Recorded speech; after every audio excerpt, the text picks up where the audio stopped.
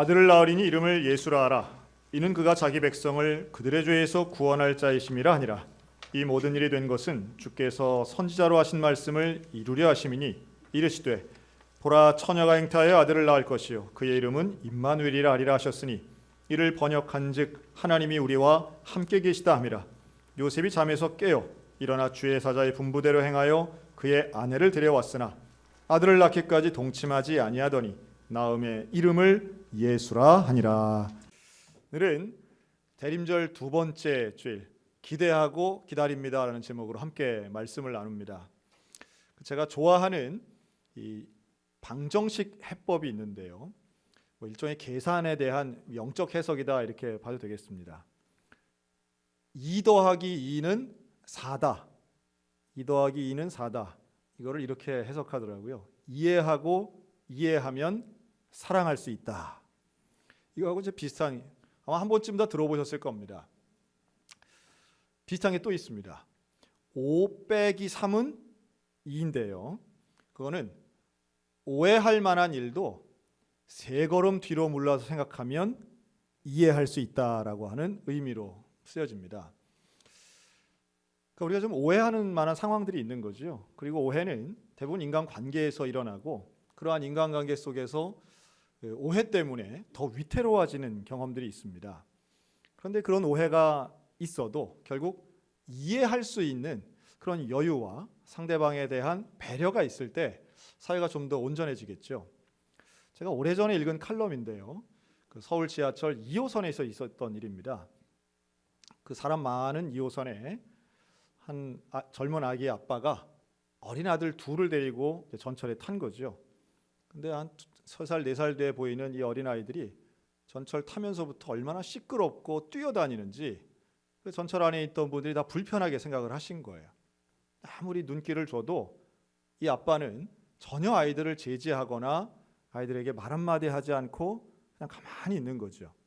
그래서 보다 못한 정의로운, 대한민국의 가장 정의로운 60대 아주머니가 거기에서 한마디를 하셨습니다.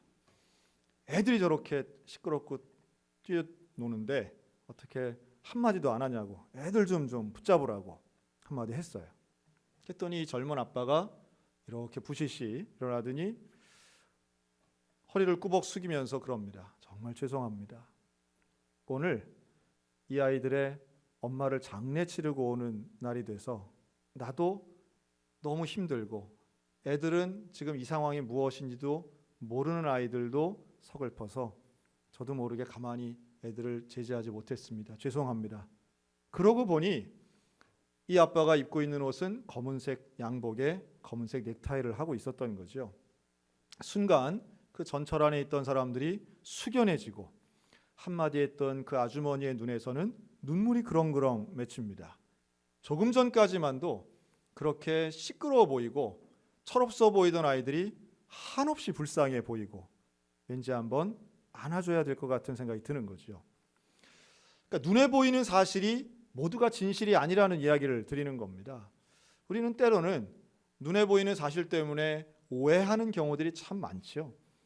그러나 그 뒤에 있는, 사실 뒤에 있는 온전한 진실을 이해하면 우리는 상대방을 더 깊이 사랑할 수 있을 것입니다. 우리 예수님도 그런 인생 사셨습니다. 예수님도 숱하게 보이는 오해받을 만한 순간에도 그 이면에 있는 인생의 진실된 모습을 보시면서 인생들을 품으신 거죠. 남들은 돌을 들어 쳐 죽이려고 했던 간음한 여인, 현장에서 잡혀온 그 여인이었지만 예수님은 죄 없는 자가 돌로 치라며 오히려 여인에게 또 한 번의 기회를 열어주십니다. 제자들의 비난을 받았던 옥합을 깨트린 여인, 그러나 그 여인을 예수님은 예수님의 장례를 준비한다며 영적인 해석을 들어 그녀를 두둔하셨습니다. 율법을 어기면서 사람들 가까이 나와왔던 문둥병자들, 그 한센인들의 호소에 예수님은 오히려 귀를 기울이시며 그들을 치유하시고 믿음을 칭찬하시기도 했습니다. 어떤 면에서 예수님은 사람들이 보이는 사실에 주목할 때 예수님은 그 이면에 있는 해석을 더 중요하게 여기신 것 같습니다. 오늘 우리의 삶의 자리에도 어려움의 순간이 많고요. 이해할 수 없는 일들이 참 많지만 그때마다 우리는 나의 삶에 진실을 아시고 나를 참으로 이해해 주시는 그 하나님 손 붙잡고 용기 있게 나아가야 될 줄로 믿습니다. 오늘 본문에는 이해할 수 없는 사건의 당사자 한 명이 나옵니다. 이 마태복음 1장에 나오는 여러 명의 인물들이 있는데 그 중에 하나가 바로 요셉입니다. 이 요셉은 약혼한 여인이 있었습니다. 사랑하는 여인 이 마리아와 약혼한 상태에 있었는데 그에게는 상상도 못할 사실 하나가 생겨버립니다. 그것은 아직 결혼식하지 않고 아직 동거하지 않은 여인 나의 약혼녀 마리아가 임신했다라고 하는 사실이었어요. 명백한 팩트가 두 가지가 있었던 것이죠. 하나는 약혼녀가 임신을 했다는 것이고 또 하나는 그 애 아버지가 자기가 아니라는 거예요. 이 두 가지는 명백한 사실이에요. 그러면 당시의 율법으로는 어떻게 해야 되느냐? 참고로 말씀드리면 이때 약혼했다라고 하는 의미는요. 사실 요새는 약혼을 잘 많이들 안 하시는 것 같아요. 지금 글쎄 한 60대 이상 되신 분들은 결혼하기 전에 반드시 거의 대부분 약혼을 했고 옛날에는 약혼식도 아주 성대하게 많이 했습니다. 약혼 예배도 드리고 이랬었는데 지금은 그런 절차가 많이 없어서 약혼에 대한 개념과 이해가 좀 부족할 수 있습니다. 그런데 본문에 나오는 이 요셉의 시대 때의 약혼이라고 하는 것은 결혼과 거의 동일한 법적 구속력을 가지는 일이었습니다. 결혼식만 안 했을 뿐이지 오늘날로 친다면 오히려 이 혼인 신고를 한 것과 다름없는 상황이었다는 거예요. 양가가 이미 결혼을 약속한 상태가 약혼이었기 때문에 이것은 가문이나 사회적 분위기로 본다면 결혼한 거나 다름이 없습니다. 그런데 문제는 이 약혼녀의 임신 사실이었던 것이죠. 그래서 율법적으로 보면 사실은 이건 간음한 여인에 해당되는 겁니다. 그리고 돌로 쳐 죽여야 되는 상황인 거예요. 그리고 그 돌로 쳐 죽일 때 증인이 누가 돼야 되느냐 하면 요셉 자신이 돼야 되는 상황인 겁니다. 고민이 되죠. 성경에 나오지 않지만 이 임신 사실을 어떻게 알았을까? 우리가 합리적으로 생각해 보면 마리아가 고백했을 것입니다. 내가 임신했습니다. 그리고 그 임신의 원인도 말했겠지요. 마리아가 숨길 이유가 없습니다. 성령을 통해 하나님 때문에 내가 잉태했습니다. 여러분 이거 믿을 수 있겠습니까? 임신한 사실은 인정이 되지만 그 원인을 성령을 통해 임신했다라고 하면 그걸 어떻게 믿을 수 있겠냐는 거예요. 인류 역사에 그런 전례가 없어요. 인간의 상식이 아니에요. 합리적이지 않아요.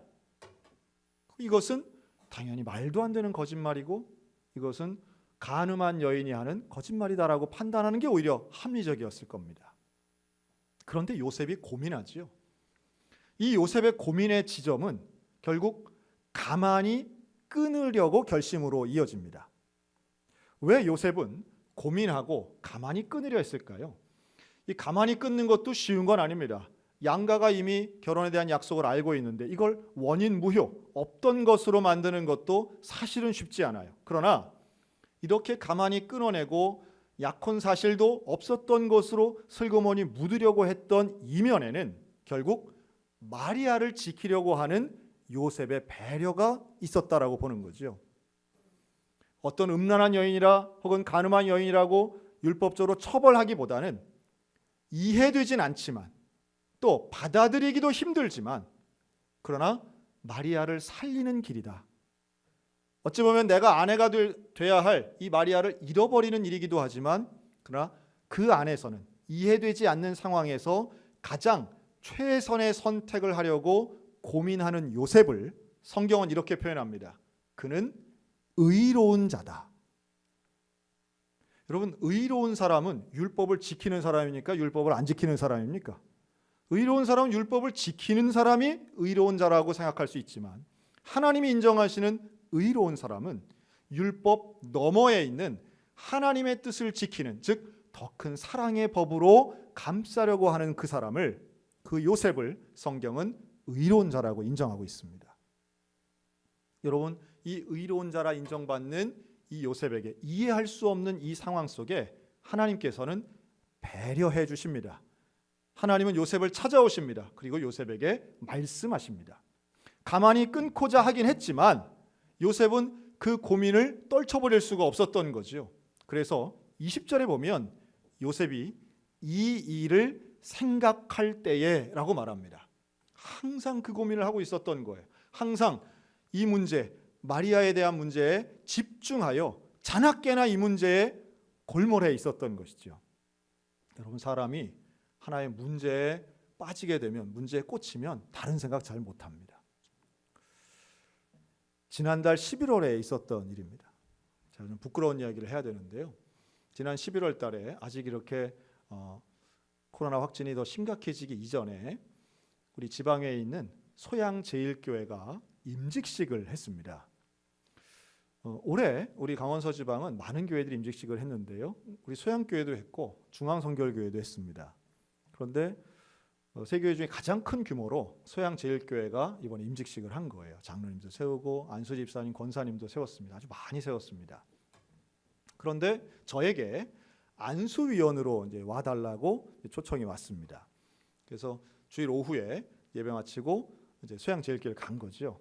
대부분의 임직식이 그렇듯이 그 예식하기 예배드리기 전에 순서를 맡은 분들을 목사님 방에서 간단히 차 한잔하는 시간이 있습니다. 저도 가서 그 이조 목사님 이제 집무실이죠.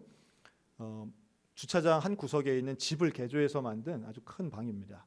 새로 만들었습니다. 그래서 거기에 갔더니 벌써 이제 예배 순서 맡으신 분들, 또 우리 지방의 임원분들 해서 한 20여 명 목사님, 장로님이 거기서 이제 다과를 이렇게 대접받고 계셨습니다.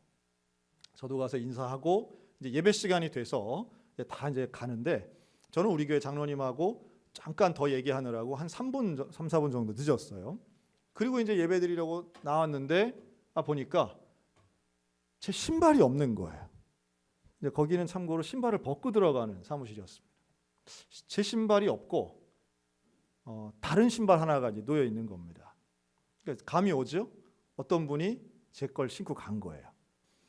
보니까 디자인도 다르고 색깔도 다른데 사이즈는 맞는 거예요. 어떤 상황인지 대충 이제 알겠습니다. 참고로 말씀드리면 그날 신고 간 그 구두가 제가 갖고 있는 것 중에 제일 좋은 신발이었습니다. 자, 이제 예배를 드리러 갔습니다. 제 머릿속에는 명단이 있는 거예요. 아까 함께 있었던 그 20여 명의 장로님, 목사님 명단이 있습니다. 그리고 순서를 맡은 분들은 대개 이렇게 일정 구역에 자리를 정해놓기 때문에 그 자리에 앉습니다. 흩어 앉는 게 아니에요. 제가 이렇게 뒤쪽 편에 앉아가지고 이제 딱 뒤통수를 보면서 용의자 명단을 이제 만들기 시작합니다. 아무래도 뭐 신장이라든가 체형이 저랑 좀 비슷한 분이 저하고 발 사이즈가 비슷하지 않겠습니까? 너무 키 차이가 나시는 분들은 용의선상에 좀 빼고. 근데 여러분, 지금 앉아 있는 자리에서 앞사람 신발이 보여요, 안 보여요? 전혀 안 보입니다. 전혀 안 보여요. 하지만 목사님, 장로님들은 순서를 맡으셨기 때문에 이제 앞에 나가는 시간이 있는 거예요. 그래서 장로님이 대표 기도를 하러 이렇게 나가시면 그 한 2초 정도 보입니다, 신발이. 그럼 그때부터 저는 유심히 신발만 보는 거예요. 지방회장 목사님이 설교하러 나가실 때도 그 아주 찰나의 순간인데 저는 그때 신발만 보는 겁니다. 저분은 아니다. 저분도 아니다. 그리고 제가 맡은 이제 안수위원으로 강단에 올라갔는데 양쪽에 5분씩 안수위원들이 이렇게 안수를 합니다. 얼마나 중요한 순간이에요. 참 중요한 순간인데 저는 그 중요한 순간에 안수 받으시는 분을 보는 게 아니라 저쪽 건너편에 있는 분들의 안수위원의 신발을 보고 있는 거예요. 참 한심하더라고요. 저 자신이 참 한심하더라고요. 예배 시간에도 이러면 안 된다. 예배를 집중해야지. 신발은 나중에 찾아도 된다. 요중에 있을 텐데 그걸 못 찾겠나. 그런데 눈이 가는 거예요. 스캔을 하는 거예요. 비슷하면 한 번 더 보고. 그리고 예배가 끝나고 식사를 이제 그 순서 맡은 분들만 위해서 식사를 준비하셨더라고요. 식당에 가서는 제가 아예 더 적극적으로 가서는 아예 바지도 좀 들어보려고 비슷하다 싶으면 가서 붙잡아서 세워서 보기도 했습니다. 결론을 말씀드리면 결국 못 찾았어요. 예, 저는 당연히 찾을 수 있을 거라 생각했는데 못 찾았습니다. 그리고 돌아오는 길에 저 자신이 너무 한심한 거예요. 야, 지금 난 뭐 하다 지금 가나. 하루 종일 신발만 보다 오는 것 같은 느낌이 드는 겁니다. 우리 성도들에게는 그렇게 예배 시간에 아무리 근심 걱정이 있어도 하나님만 바라보라고 했으면서 나는 그래 겨우 그 신발 한 켤레 때문에 2시간 넘는 시간 동안 남들 신발이나 보고 있고 그 마음에 처음에는 실수했겠거니 시간이 지나다 보니까 뭐 도둑 맞은 느낌이 들더라고요. 참 별 수 없구나. 참 좁구나. 그리고 아직도 얕구나 하는 생각을 떨칠 수 없었습니다. 그래서 돌아오는 길에 그래도 혹시라도 장로님이나 목사님 중에 집에 가서 나올 수도 있잖아요. 그래서 그 담임 목사님께만 그 말씀을 드렸어요. 혹시라도 연락이 오면 신발이 바뀌었다 하는 분이 오면은 저한테 연락을 주세요. 그랬더니 연락을 하신 거예요. 그 이조 목사님이 지난주에 연락을 주셔갖고 만나자고. 그래서 난 신발을 찾은 줄 알았더니 목사님 새 신발을 사가지고 들고 오신 거예요. 얼마나 죄송하고 민망하고 그걸 뭐 참 근데 마침 저한테는 11월에 제 생일이 있어가지고 저희 아이들이 그 얘기를 듣고 저한테 생일 선물로 신발을 구두를 한 켤레 사줘가지고 졸지에 저는 한 켤레 잃어버리고 2켤레를 받았습니다. 제가 이 얘기를 다른 분들한테는 안 했고요. 지난번에 우리 중앙교회 장기동 목사님한테 그 얘기를 했더니 장 목사님이 스케줄에다가 소양제일교회 임직식 다음엔 자기가 꼭 가서 자기가 신발을 잃어버리겠다고 스케줄에 쓰시더라고요. 사람은 문제 앞에 집중합니다. 문제를 보는 거예요. 제가 뭐 신발 많아졌다고 자랑하는 게 아니고요. 저희 부끄러운 얘기를 하는 겁니다. 문제 앞에 집중하고 어떻게든지 자기 문제 해결하려고 그냥 거기에다가만 집중합니다. 그런데 하나님은요. 제가 제 상황을 이렇게 돌아보면서 하나님이 어디에 집중하실까? 그런데 하나님은 신발 따위에 집중하시는 분이 아니라 영혼에 집중하시는 분인 줄로 믿습니다. 하나님이 한 영혼을 집중하셔서 얼마나 그 영혼을 찾기를 원하시는가. 그래서 이 땅에 독생자 예수 그리스도를 보내주신 거 아니겠냐는 거예요. 그리고 고민하고 있는 문제 앞에 이해되지 않는 문제 앞에 고민하는 요셉을 하나님은 찾아오셔서 말씀하십니다. 그것을 성경은 현몽했다고 말합니다. 꿈에서 나타나는 거죠. 하나님의 천사가 꿈에서 나타나서 이렇게 말합니다. 마리아가 잉태한 것은 성령으로 잉태된 것이다. 명백하게 말씀해 주세요. 참 놀라운 이야기죠. 여러분 우리가 고민하고 있는데 우리가 문제 앞에서 어려움을 당하고 있을 때 여러분 꿈속에서 하나님 만나신 적 혹시 있으십니까? 꿈을 꾸는데 하나님을 만난다. 얼마나 근사해요? 마치 기도하는 가운데에 하나님의 음성이 들린다. 구체적으로 해법을 주신다. 참 위대한 일인데 요셉에게 이 일이 일어난 거예요. 저는 요셉에게 주신 하나님의 특별한 은혜는 결국 의로운 사람 요셉 그리고 고민하는 거리를 위해서 하나님 앞에 기도했던 요셉에게 주신 현몽의 은혜인 줄로 믿습니다. 여러분 저와 여러분에게 이 현몽함의 은혜 하나님의 배려 같은 은혜의 응답이 우리의 모든 삶 가운데 이루어지시기를 주의 이름으로 축원합니다. 그런데 더 놀라운 게 있습니다. 이렇게 꿈에 만난 꿈속에 하나님의 천사가 말씀했는데 우리가 이렇게 생각할 수도 있지 않을까요? 아유 참 별 희한한 꿈도 다 꿨네 하고 넘어갈 수도 있지 않을까요? 그런데 요셉은 그 하나님의 음성을 현몽하신 하나님의 은혜를 100% 믿은 줄로 믿으시기 바랍니다. 100% 믿어요. 여러분 그 증거가 뭐냐 하면 이 요셉은요 현몽을 3번이나 경험합니다.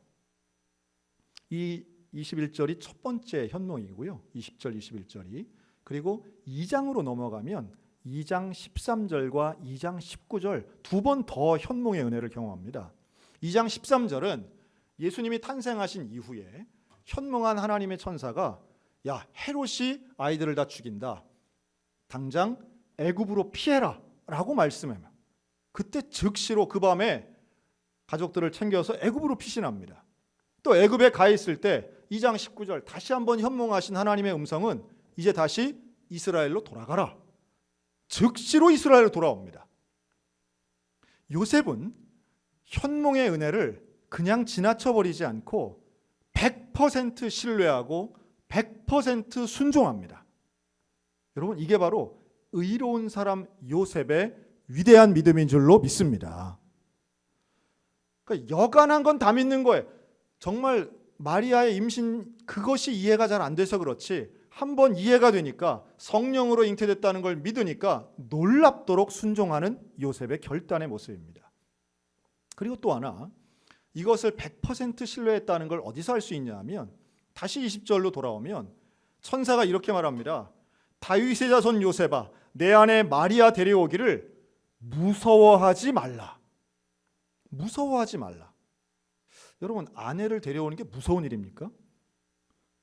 지금 임신한 마리아가 나는 가만히 끊어버리고자 했어요. 그런데 가만히 끊지 말고 다시 데려오는 일이 왜 무서운 일이 될까요? 자, 여기에는 마리아를 데려온다는 건 마리아만 데려오나요? 아니면 태중에 있는 아이도 데려오는 건가요? 태중에 있는 아이도 데려오는 겁니다. 그런데 그 태중에 있는 아이는 성령으로 잉태됐다는 게 중요한 거예요. 여러분, 성령으로 잉태된 것이 무엇인지 우리는 이해를 잘 못해요. 하지만 명확한 것은 하나님을 통해 잉태된 것은 그 안에 하나님의 본체가 있다는 것을 요셉은 어렴풋이 아는 거예요. 다시 말해, 하나님 앞에 섰을 때, 그 거룩하신 존전 앞에 설 때에 인간이 느끼는, 유대인들이 느끼는, 성경에 나오는 인물들이 느끼는 첫 번째 감정은 두려움이었다는 거예요. 그래서 요셉은 마리아의 문제가 아닌 마리아를 통해서 성령으로 잉태된 것을 100% 믿는 순간 두려움을 갖게 된다는 겁니다. 천사가 여기에 대해 말씀하는 거죠. 무서워하지 말아라. 무서워하지 말고 마리아를, 내 아내를 데려와라. 그리고 명령합니다. 그 이름을 예수라 하라. 데려오는 것, 무서워하지 않는 것, 그리고 이름을 정하는 것, 이것을 요셉에게 명령합니다. 자, 현몽의 은혜를 경험한 이 요셉은요, 더 이상 고민하지 않아요. 고민하지 않고 걱정하지 않습니다. 왜냐하면 이제는 내 문제가 아니기 때문이에요. 조금 전까지만 해도 가만히 끊어버리고자 했던 요셉은 나에게 어떻게 이런 일이 벌어지는가? 나에게 어떻게, 우리 집안에 어떻게 이런 일이 벌어지는가?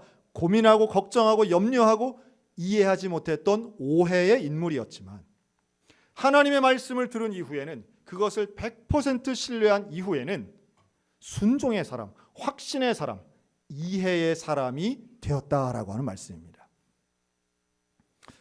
우리가 그런 과정이 있다고 봅니다. 두려움의 순간이 있습니다. 걱정과 염려의 순간이. 그런데 확신과 담대함의 순간이 있다고 볼 때 그 중간쯤 어딘가가 있는 거예요. 저는 지금 우리가 그 중간쯤 어딘가에 있다고 봅니다. 상황이 두렵기 때문이죠. 앞으로 어떻게 될지 잘 모르기 때문이에요. 앞날을 잘 몰라요. 그런데 지금 내 현실은 참 고민되고 어려워요. 그러나 현몽하시는 하나님의 은혜가 말씀으로 우리에게 명확하게 말씀합니다. 너는 무서워하지 말아라.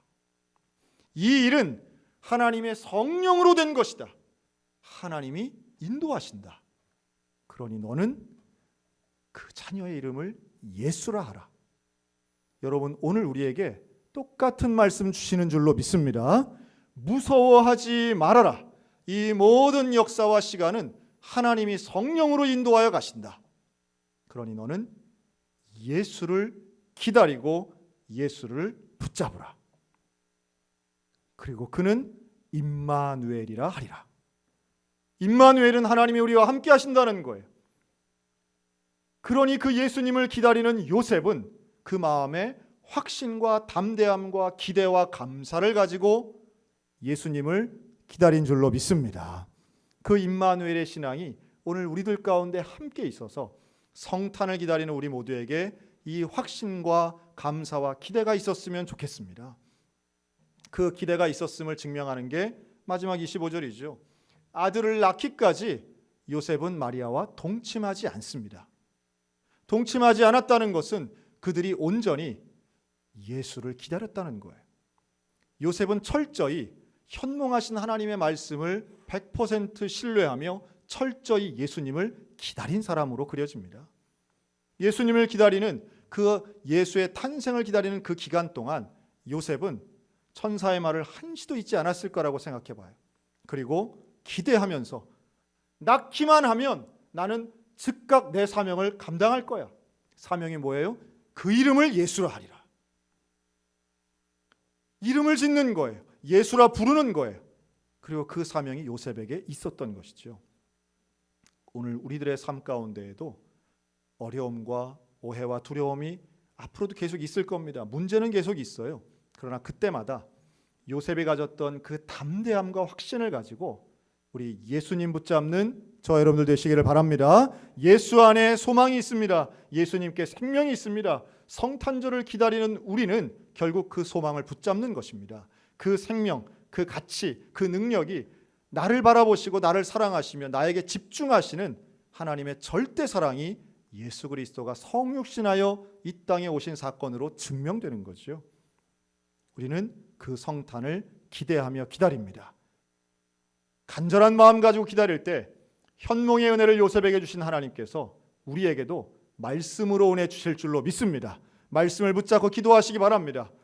고민거리가 있을 때 예수를 붙잡으시기 바랍니다. 그리고 말씀 붙잡고 기도할 때 꿈에서라도 응답해 주시는 그 하나님의 설명이 우리의 삶 가운데 응답될 줄로 믿습니다. 또한 담대함을 가지고 기다리는 예수의 탄생은 결국 사명으로 이어지고 승리와 믿음으로 우리 가운데 자리 잡게 될 것입니다. 불안과 두려움은 주께 맡기고 임마누엘 하신 그 예수를 기다리며 오늘도 소망 가운데 살아가는 믿음의 백성들 다 되시기를 주님의 이름으로 축원합니다.